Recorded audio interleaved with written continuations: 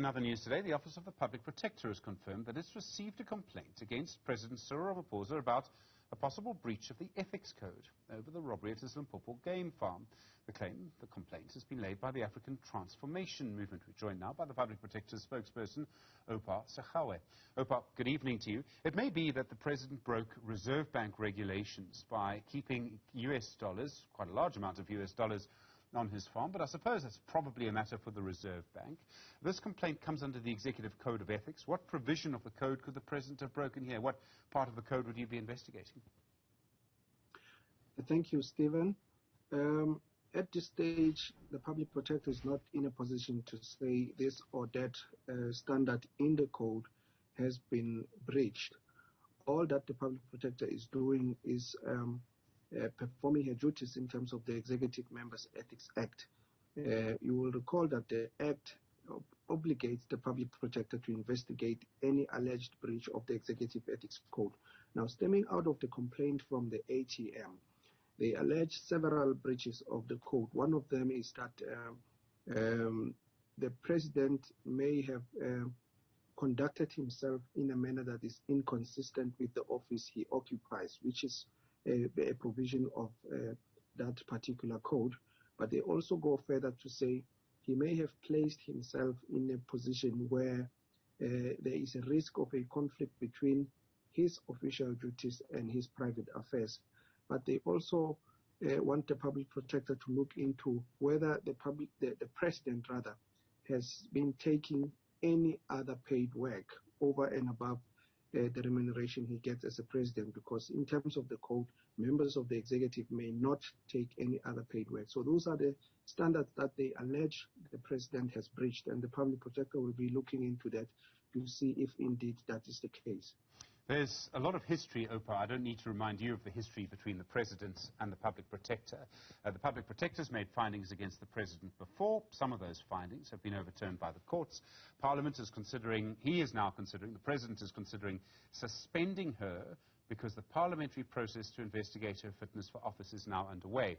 Now, within all of this, the Public Protector has said that she believes the President will display bias in any decision to suspend her. So if the Public Protector claims the President could be biased against her in any decision he has to make about her, can we be sure that she will not be biased against him in this investigation? Of course, the Public Protector is not running a one-woman show.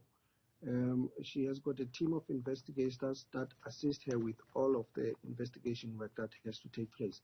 The case at hand itself has been assigned to two senior investigators who are very independent, who are very experienced and devoted in their work. So questions of whether or not the Public Protector will bring to the table an independent mind do not arise. In any event, the Public Protector, this office, is already investigating several other matters involving the President. And where there are issues of perceived bias or so, any person who is affected by the investigation has got recourse in that they can take that report to court on review, and the court will rule on the matter. Okay, so you're saying that two independent investigators in her office will investigate this case. That makes sense. I mean, I presume that's the correct protocol. But is that what happened in the case of the constitutional SMS? I'm talking about the Ismail Abramji SMS, because she appeared to investigate the case involving the Constitutional Court, which had a direct bearing on herself. Did she follow the same protocol there?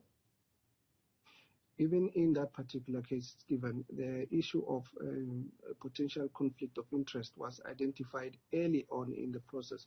And in that regard, the Public Protector then delegated in writing that particular investigation to a senior investigator, a chief investigator in the office, with a view to maintaining an arm's length between herself and that particular investigation due to the very points that you are raising.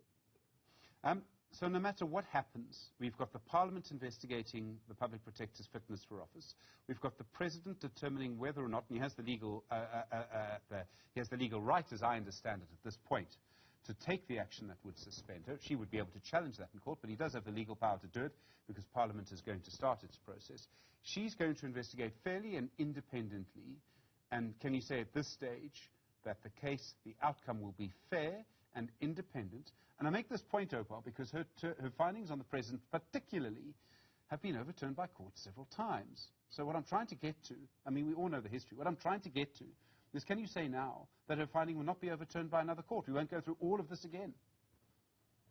I suppose we'll cross that bridge when we get to it, Stephen. We shouldn't really get surprised when courts make such decisions, because that thing happens every other day.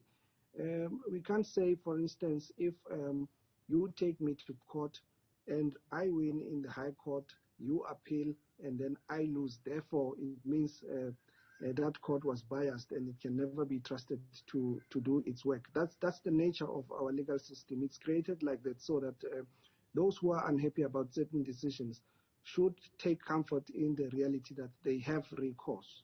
So that's the long and short of it. It doesn't mean anything. It just means there is an avenue that you can go to if you are unhappy about the decision, and justice will be served in the end. And as an institution, we have said that we have taken drawn very important lessons from some of those decisions, and they have been critical in terms of how we have had to re-engineer our investigative processes. If the public protector is learning lessons, why does she still keep losing? You say that it's a normal part of the process. I put it to you that if someone goes to court 9 times out of 10 and wins 9 of them because the investigator, that's not the number, by the way, I'm just making the point, I'm using that as an example. But if someone consistently investigates another person and then that person goes to court and consistently wins, surely that's a problem.